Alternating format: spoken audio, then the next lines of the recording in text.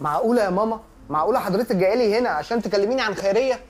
ابوك قاعد لنا في البيت طول الوقت، مش بعرف اتكلم معاك براحتي. أنا آسف يا ماما، بس ده ما كان شغل.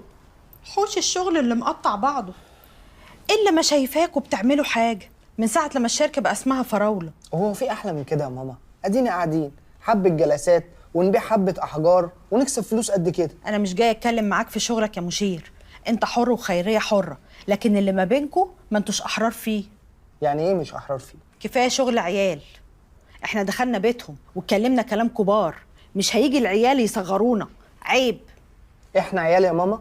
والله لو كنتوا كبار ورونا، انما لا بحبك ولا اقدر على بعدك، ده ما ينفعش. يبقى لا انا ربيت ولا اهلها ربوا. إيه يا ماما الطريقة دي؟ أنت أول مرة تكلميني كده. مشير شيرة ولا منهدة؟ أنت لسه جاي من السوق يا ماما ولا إيه؟